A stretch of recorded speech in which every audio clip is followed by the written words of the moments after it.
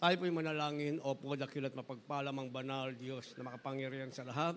Aming pinakamamahal na Panginoong Hesus, Diyos na banayad sa pagkagalit, sa gana sa kahabagan, sa pangunang panalangin po ng aming ginagalma, Pastor and Time Prophet, Beloved Honorable Evangelist Weldia Almeida. Maraming pong salamat, mahal na Panginoon, sa paglangis mo sa bawat bahagi na iyong balgawa ay natapos na sa gihit. Pagkilos mo mainam sa aming kalagitnaan sa iyong Santong Espiritong nagbigay galak sa mga puso at bagong lahat. Kami po'y nagpakumbaba, lalo bang lingkod sa aming nagawang pagkukulang, pagkakamali, pagkasala, kabagang makamit patawarin, lubos-labis po kami nagsisi sa aking mga labi, mahal na Panginoon. Ikaw po maglagay, makatagad dapat kasi ikaw aking naasahan, buksan pang-unawa, kaisipan ng bawat tagapaginig, samahan mo kami ng kapangyarihan Santong Espiritu, sa pangalan ni Jesus, unbelief and doubt, Satan cast out, be bound unto hell, and be there forever in the name of our dearest Jesus we pray. Amen and amen. Everybody say, praise the Lord.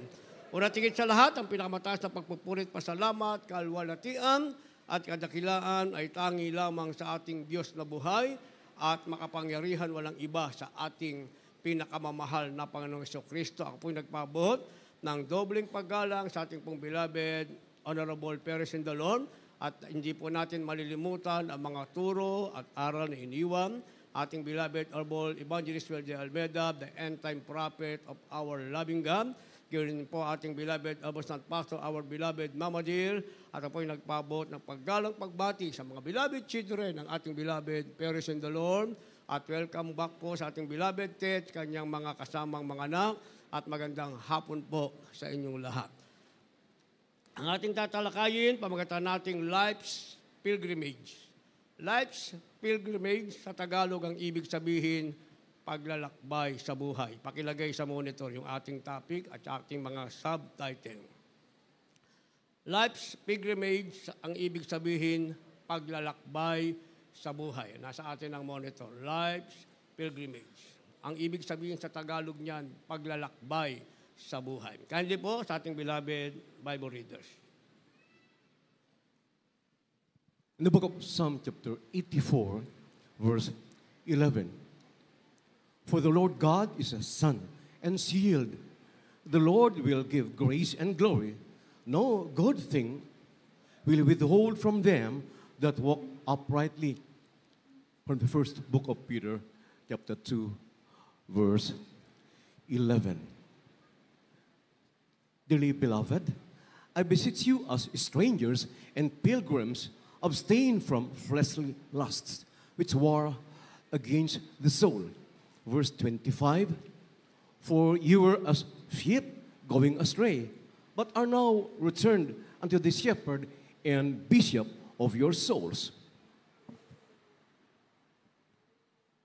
God bless po, kindly sa Tagalog. Kawigang Kapitulo 84, versikulo 11.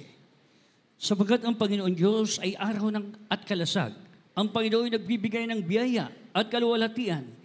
Hindi siya magkakait ng anumang mabuting bagay sa nagsisilakad ng matuwid. Dito po mga minamahal sa unang Pedro Kapitulo 11, talon sa 25. Mga minamahal, ipinamamanay ko sa inyong tulad sa mga nangibang bayan at nagsisipaglakbay na kayo'y magsipagpigil sa mga masamang pita ng laman na nakikipaglaban sa kaluluwa. Dito po sa 25. Sapagkat kay gaya ng mga tupang ng aligaw, darapat ngayon ay nangagbalik kayo sa pastor at obispo ng inyong mga kaluluwa. Amen. Praise the Lord. Palapakan mo po na natin ang sabay-sabay ang ating mahal na Panginoon. Lahat magsabi ng praise the Lord.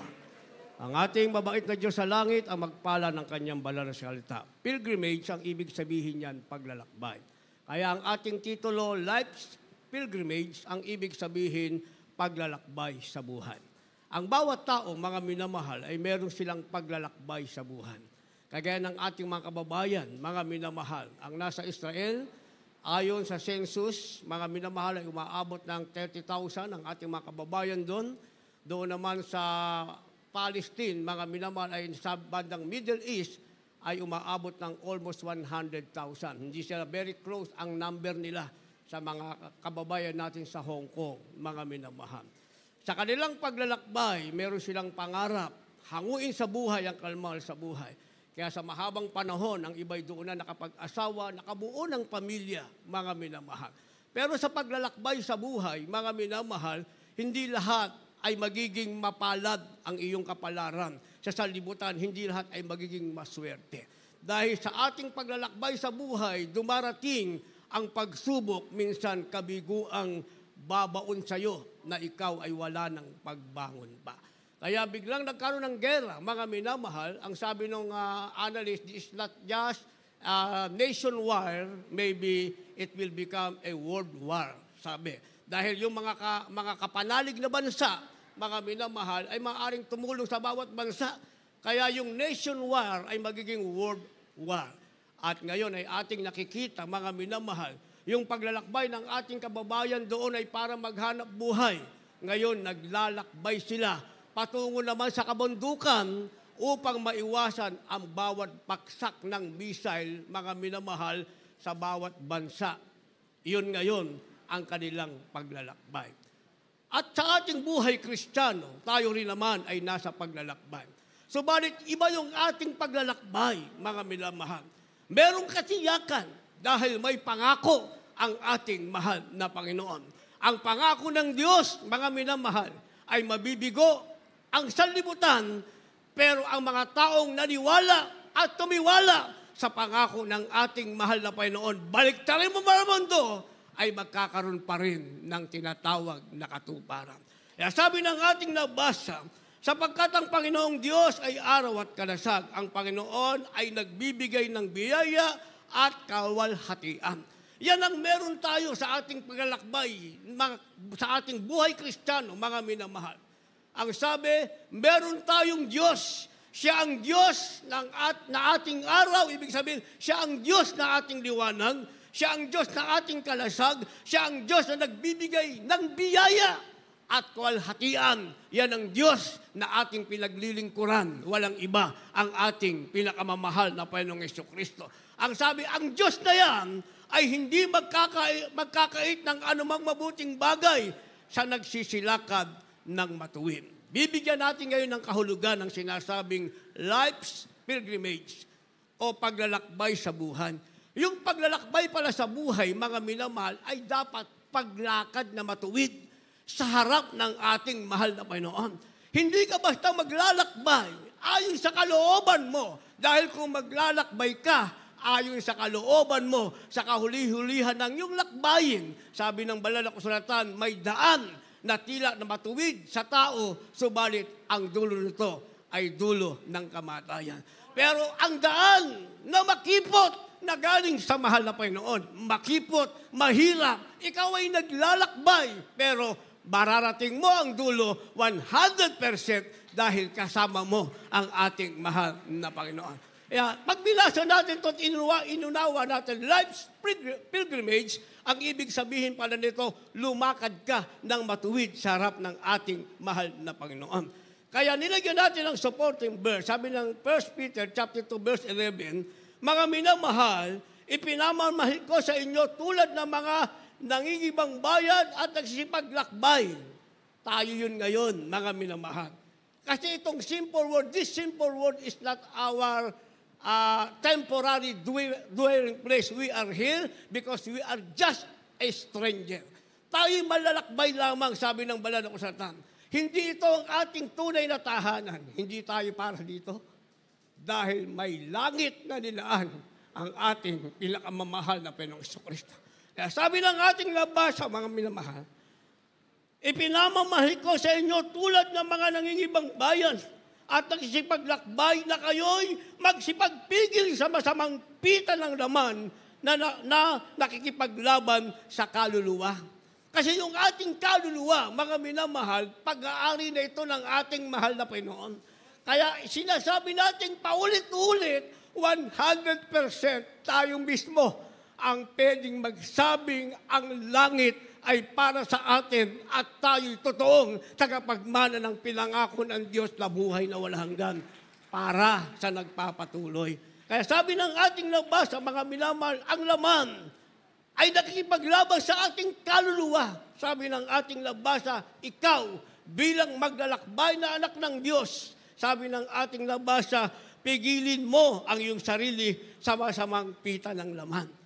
Verse 25, sabi ng ating nabasa, mga minamahal, sapagkat kayo'y gaya ng mga tupang nangaliligaw, na tapat ngayon ay nagbalik kayo sa pastor at obispo ng inyong mga kaluluwa. Yun daw ang ating dating kalagayan. Tayo'y tupang naliligaw. Naglalakbay tayo parang tupang naliligaw. Hindi natin alam saan tayo pupunta.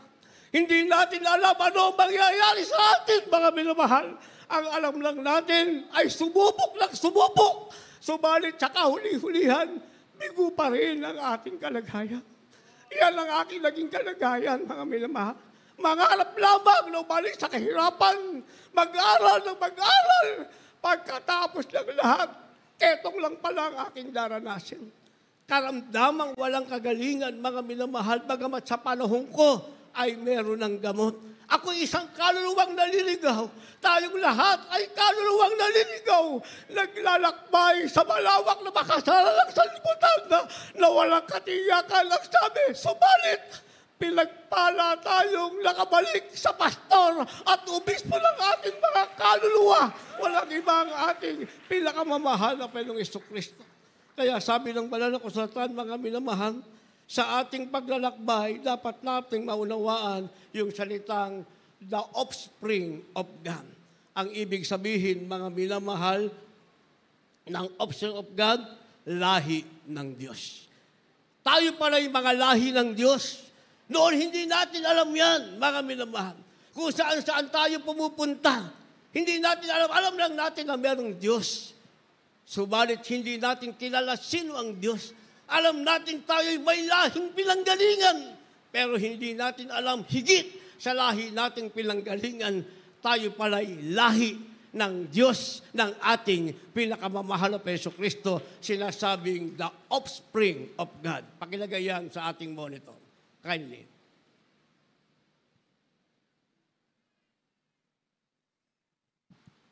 The book of the Acts of the Apostles, chapter 17, from verse 29 up to verse 31.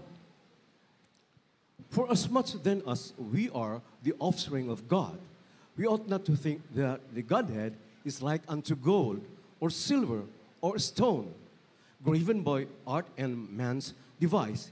In the times of this ignorance God winked at, but now commandeth all men everywhere to repent, because he hath appointed a day in the which he will judge the world in righteousness by that man whom he hath ordained, whereof he hath given assurance unto all men, in that he hath raised him from the dead.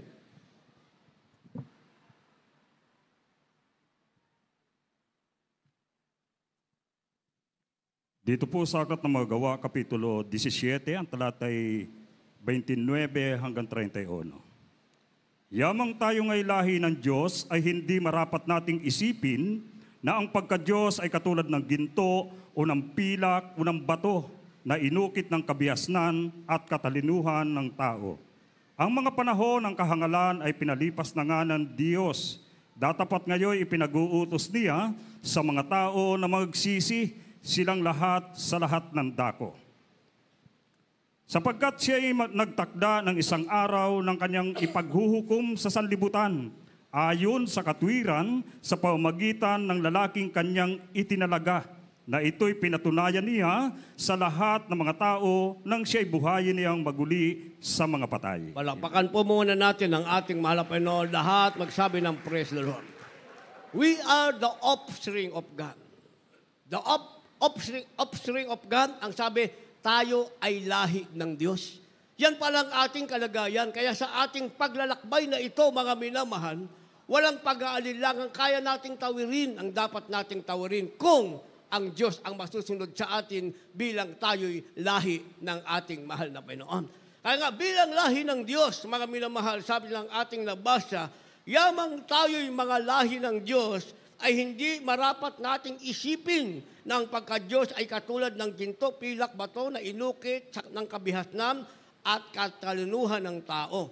Ang panahon ng kahangalan ay pinalipas na nga ng Diyos na dapat ngayon ipinag-uutos niya sa mga tao na magsisi silang lahat sa lahat ng dako. Yun daw ating kahangalan noon.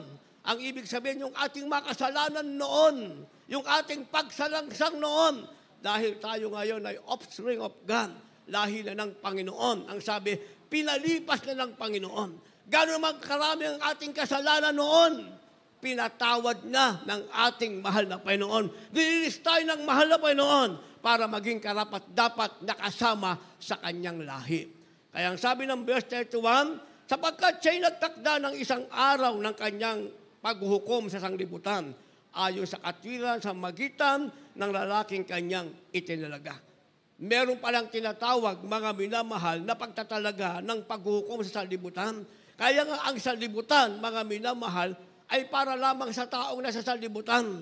Para sa taong naglalakbay sa lugar na hindi na alam ano ang mangyayari sa susunod na araw at panahon. Mga taong naglalakbay, nagbabakasakali ng tinatawag na swerte sa salitang sanlibutan. Pero ang mga anak ng Diyos, mga minamahal, naglalakbay dahil kasama ito, this is a part of our Christian life. Tayo ay naglalakbay. Dahil hindi naman tayo pwedeng maging Kristiyano, nakakulong tayo sa ating tahanan, mga minamahal, araw-araw tayong lumalabas. Ang mga iba'y nasa kanilang school, ang iba'y nasa opisina, ang iba'y nasa kanilang negosyo. Sa ating paglalakbay, mga minamahal, andyan ang sinasabing mga thorn, mga tinik, mga pagsubok, wiles and clashes of the devil. Nandyan lahat, mga minamahal. Kaya sa ating paglalakbay, palagi nating isipin, tayo pala ay lahi ng Diyos. At bilang lahi ng Diyos, dapat alalahanin natin darating ang isang araw ng paghuhukom ng ating mahal na Panginoon. Kaya sa ating pag-iingat, mga minamahal, dapat maging tama ang ating desisyon. Paano tayo magiging tama? Paano tayo magkakaroon ng tamang desisyon, mga minamahal? Kapag tayo ay nagdesisyon, mga minamahal, dapat hindi paalis sa ating mahal na Panginoon, kundi palapit dahil darating ang araw ng paghukom. Kung tayo nagtatrabaho, mga minamahal, kung ang trabaho mo ay paglayo sa mahal na Panginoon, sabi ng ating beloved Our Evangelist Will de Almeida, the end-time prophet of our loving God, malaki man ang sweldo mo, but that is not a good blessing. Kasi wala ka na sa gawain ng mahal na Panginoon. Kung nag-aaral ka, nasa iyo ang lahat ng award, honor ka, summa cum laude, magna cum laude, anything, nasa iyo. Wala ka namang panahon sa mahal na Panginoon, that is not a good blessing. Kung ikaw naman ay ginagamit ng mahal na Panginoon, bumaba ka dahil nagkaroon ka ng relationship sa iba, that is not a good blessing. Hindi din tayo pwedeng sabihin natin, makipagsapalaran. Yung iba kasi nakikipagsapalaran. Ang tinitignan nila yung mga napatawad na. Kaya nga sila'y napatawad, kinalimutan ng Diyos ang kanilang pagsalangsang. Sabi ng ating nabasa, paano ngayon kung ang pagsalangsang mo sa panahong ito ay alalahanin ng ating mahal na Panginoon? Ano ang batas sa tinatawag na life pilgrimage o batas sa paglalakbay sa buhay? Sa Ezekiel, pag binasa natin, mga minamahal, gumawa ka ng mabuti sa harap ng Diyos at saka huli-hulihan ng iyong paglalakbay, ikaw ay gumawa ng kasalanan, yung ginawa mong mabuti, kakalimutan ng Diyos kung saan ka gumawa ng kasalanan, doon ka nasumpungan, hatulan ka ng Diyos sa kasamaang ginawa mo. Kakalimutan ng Diyos yung mabuting ginawa mo. Pero kung galing ka sa kasalanan at narito ka ngayon sa mabuting paggawa sa harap ng Diyos, ang kasalanan mo ay kalilimutan, ang titignan ng Diyos yung ginagawa mong mabuti sa kasulukuyan sa kanyang harapan. Yun ang sinasabing law of life's pilgrimage sa Ezekiel natin mababasa, mga minamahal. Kaya dapat, ang sabi ng ating nabasa, huwag nating kalimutan. Tayo pala'y lahi ng Diyos, hindi tayo basta-basta Kristiyano lamang na kagaya ng iba. Nagbasa ng Bible, nagkaroon ng bersikulo, sila'y dumadalo sa sambahan, Kristiyano. Tayo hindi tayo basta Kristiyano, tayo Kristiyanong totoo, lahi ng ating pinakamamahal na Panginoong Jesucristo. Kaya bilang lahi ng Diyos at tayo nasa paglalakbay sa buhay, mga minamahal, dapat alam natin yung sinasabing point of no return. Point of no return, ang ibig sabihin niyan, mga minamahal, dahilan ng hindi pagbalik. Point, dahilan. Sabihin natin punto. mga minamahal. Dahilan o punto na hindi pagbalik. Ano yung hindi natin babalikan? Kung ano ang kasalanan natin noon, kung ano ang buhay natin noon, yan hindi natin babalikan. Pero meron tayong patutunguhan. Ano ang ating patutunguhan? Ang buhay na inilaan ng Diyos para sa atin. Basa. Kindly. The book of Hebrews chapter 6, verses 4, 5, and 6. For it is impossible for those who were once enlightened and have tasted of the heavenly gift, and were made partakers of the Holy Ghost, and have tasted the good word of God, and the powers of the world to come, if they shall fall away, to renew them again unto repentance, seeing they crucify to themselves the Son of God afresh, and put him to an open shame. The book of Job, chapter 16, verse 22. When a few years are come, then I shall go the way whence I shall not return.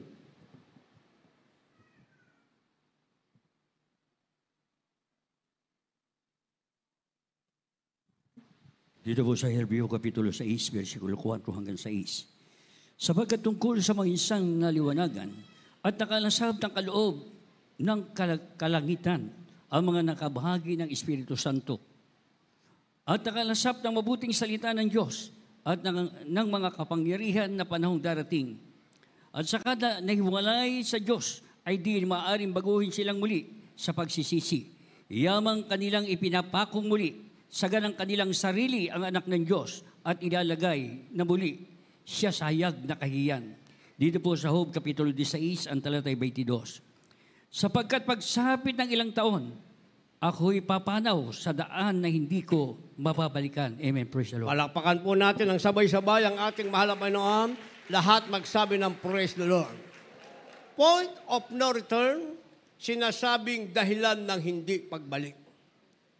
Dapat tayong magkaroon ng dahilan sa ating sarili. Bakit hindi na natin babalikan pa kung ano ang ating nakaraan? Sabi ng Job sa ating nabasa, sapagkat pagsapit ng ilang taon, ako ay papanaw. Ayaw at sa gusto natin, tayo ay papanaw, mga minamahal. Ayaw at sa gusto natin, papanaw tayo.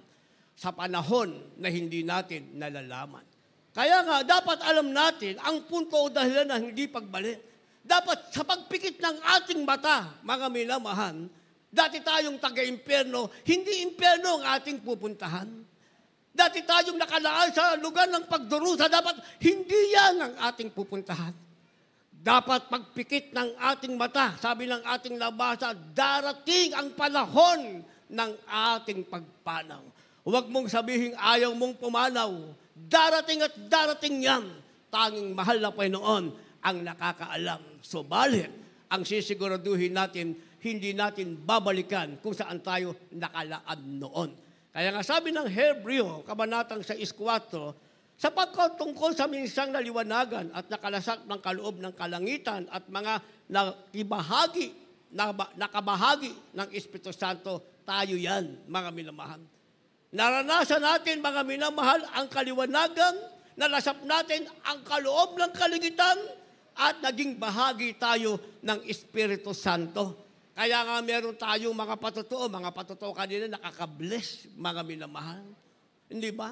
Kahit may sakit ka na, nasa hospital ka na, makikita pa rin ang iba. Iba ka sa kanila. Sila'y papanaw, mabubuhay ka para malaman nilang buhay ang Diyos na iyong pinaglilingkuran. Kasi yan ay kaloob ng kalangitan. Bahagi tayo, nabahaginan tayo ng kapangyarihan ng Espiritu Santo. Minsang naganap, sabi, at nakalasap ng mabuting salita ng Diyos at ng kapangyarihan ng panahong darating. Lahat yan naramdaman natin. Nasa atin yan ngayon. Sabi ng 6, at saka nahiwalay sa Diyos. Ano ngayon ang mangyayari? Kung mahihiwalay ka sa Diyos, kung hindi mo alam ang sinasabing point of no return, sayang ang iyong paglalakbay sa buhay. Narito na tayo. Masasayang pag hindi mo alam kapag ikaw ay nahiwalay. Pag ikaw ay nahiwalay, sabi ng ating nabasa, ay di maaaring baguhin silang muli sa pagsisisi. Yamang kanilang ipinapakong muli sa ganang kanilang sarili ang anak ng Diyos at ilalagay na muli siya sa hayag na kahihiyan. Yung palang kahihingat nga kaya sinasabing point of no return. Wag mo nang balikan pa kung ano ang meron noon. Bagkos magpatuloy ka kung ano ang meron doon sa pupuntahan mong lugar na ipinangako ng ating mahal na Panginoon. Dahil kung babalikan mo, magbabaka sakali kang ikaw ay mapatawad. Sabi ng ating nabasa, wala ng Kristong ipapako pa sa krus dahil minsan lang ipinako para sa iyo. Ikaw na pabilang ngayon sa lahi ng ating pinakamamahal na Panginoon. Kaya dapat maunawaan natin, mga minamahal, para tayo makaalis dito at manatili tayo sa paglalakbay sa buhay na maabot natin ang hangganan, sabi ng ating pinag-aaralan, kinakailangan tumakbo tayo sa damang direksyon or run in the right direction. Run in the right direction. Ang sabi, tumakbo tayo sa damang direksyon o sa tamang patutunguhan. Huwag kang aalis kung saan ka inilagay ng ating mahal na Panginoon. Kindly.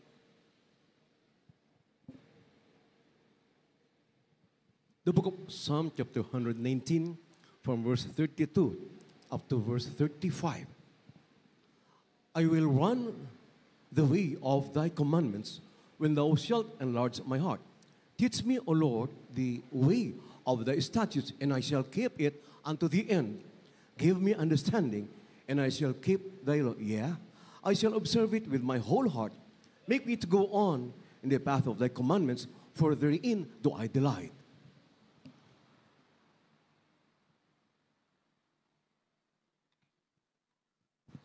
Dito po sa Aklat ng Mga Awit, Kapitulo 119, ang talatay 32 hanggang 35. Aking tatakbuhan ang daan ng iyong mga utos pagka iyong pinalaki ang aking puso. Ituro mo sa akin, O Panginoon, ang daan ng iyong palatuntunan at aking iingatan hanggang sa wakas. Bigyan mo ako ng pagkaunawa at aking iingatan ang iyong kautusan. Oo, aking susundin ang aking buong puso. Payaunin mo ako sa landas ng iyong utos sapagkat siya kong kinaaliwan. Amen. Palakpakan po natin ang ating mahal na Panginoon. Sabay-sabay na palakpak. Lahat magsabi ng praise the Lord. Run in the right direction o tumakbo sa damang direksyon o sa tamang pupuntahan. Sabi ng ating nabasa, sa paglalakbay natin sa buhay, saan tayo tatakbo? Sabi ng verse 32, mga minamahal, aking tatakbuhin ang daan ng iyong mga utos. Dito pala tayo tatakbo sa daan na utos ng ating mahal na Panginoon. Sabi, pagka iyong pinalaki ang aking mga puso. Pabayaan natin dito lumaki ang ating puso na tayo'y tumatakbo sa tinatawag na daan ng ating mahal na Panginoon. Kasi kung maling daan ang ating tatakbuhin, hindi lalaki ang ating puso. Magkakaroon tayo enlargement of the heart. Sakit yon, mga minamahal. Sakit. Pagka nasakit ka, wala ka ng pananampalataya, nasa ospital ka dahil hindi ka tumakbo sa daan ng Panginoon. Nasayang ang paglalakbay mo sa buhay. Para hindi masayang ang sabi, tumakbo ka sa daan ng Panginoon, diyan mo palakahin ang iyong puso. Ang sabi ng verse 33 rather, ituro mo sa akin, O Panginoon, ang daan ng iyong mga palatuntunan. Sa daan ng palatuntunan, sa daan, diyan mo hanapin ang palatuntunan ng ating mahal na Panginoon. Huwag ka pumunta kung saan-saan daan. Dahil marami ng daan na pinuntahan ng mga tao. Ang kaduluduluhan nito, pagkawala ng buhay, walang katiyakan kung sa langit o saan pupunta, nagbaka sakali lamang. Pero sabi ng ating nabasa, hingin mo sa mahal na Panginoon na ituro niya sa iyo ang daan ng buhay. Palakpakan muna natin ang ating mahal na Panginoon. Ang sabi, aking iingatan hanggang sa wakas. Pag nalaman mo na ang daan ng buhay, hindi masayang ang paglalakbay mo sa buhay, sinasabing life's pilgrimage, hindi masayang, mga minamahal. Ang sabi ng ating nabasa sa last praise, mga minamahal, ingatan mo ito hanggang sa wakas. Huwag kang masiyahan na naglingkod ka sa Diyos ng 1 taon, 2 taon. At pagkatapos sa mga susunod na taon, nagbakasakali ka na, mga minamahal. Nagbakasakali ka na. Wala nang aalalahanin pa sa mga taong iyong pinaglingkuran. Kaya kinakailangan hanggang sa wakas ng iyong buhay, ang sabi, lumakad ka sa landas ng Panginoon. Verse 34, bigyan mo ako ng pagkaunawa at aking iingatan ng iyong kautusan. Dito tayo ngayon magpapakatalino, mga minamahal. Walang award sa lupa, wala kang medalya, hindi ka summa cum laude, hindi ka magna cum laude, wala kang natanggap na reward, pero humingi ka ng unawa sa utos ng ating mahal na Panginoon. Sabi ng ating nabasa, mga minamahal, bigyan mo ako ng pangunawa at aking iingatan ang iyong kautusan. Kasi yan ang higit na karunungan, maunawaan mo ang kalooban ng Diyos para maingatan mo ang kanyang kautusan. Yan ang higit na karunungan. Above all, that is the greatest wisdom. Sabi ng 34, bigyan mo ako ng pagkaunawa at aking ingatan yung kautusan o aking susundin ng buong puso. Verse 35, payaunin mo ako sa landas ng iyong mga utos sapagkat siya kong kinaaaliwan. Sa last phrase, sinasabing, sa utos ng Panginoon diyang kamasyahan, kung meron kang award na natanggap, nasa iyo na ang lahat, masayang masaya ka, baliwala ang kasiyahan mo. Pero kung ang utos ng Panginoon ang nasa iyo, nagkaroon ka ng pangunawa, sabi ng ating nabasa, yan dapat ang iyong maging kaaliwan. Diyan ka lalong maging masaya sapagkat nagkaroon ka ng pangunawa. Sa utos ng Diyos, tumatakbo ka at lumalakad ka sa daan ng Panginoon. Hindi masasayang ang paglalakbay mo sa buhay. And finally, merong sinasabing the promised land. Sa Tagalog, ang pangakong lupain. The promised land. Yan ang nararapat.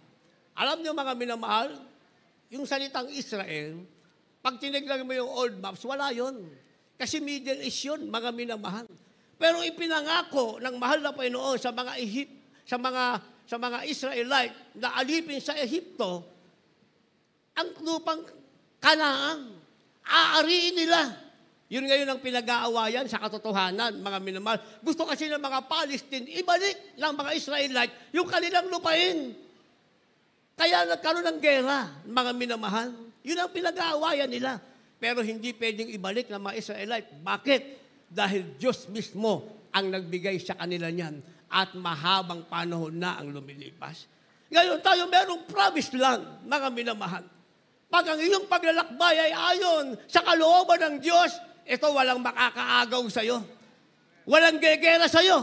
Dahil sabi ng banal na kasulatan, ang magalit sa'yo, ang mapuot sa'yo, ay kapuputan ng mahal na Panginoon. Ang magpala sa'yo ay pagpapalain ng ating mahal na Panginoon. Ang aaway sa'yo ay magiging kaaway ng ating mahal na Panginoon. Sa makatuwid, yung sinasabing promised land, para sa'yo yan. Inalaan sa'yo ng Diyos, yan ang reward mo sa paglalakbay sa buhay. Last verse, maghanda po ating manugtog, mga magpaawit. Last verse na po tayo. The book of Deuteronomy chapter 11, verse 12. A land which the Lord thy God careth for. The eyes of the Lord thy God are always upon it, from the beginning of the year even until the end of the year.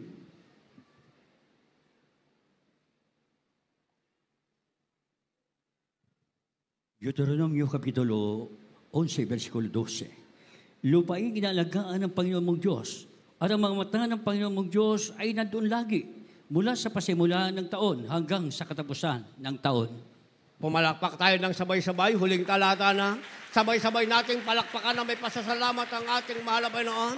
Lahat magsabi ng praise the Lord. The promised land, yan ang pangako ng Diyos sa ating paglalakbay sa buhay.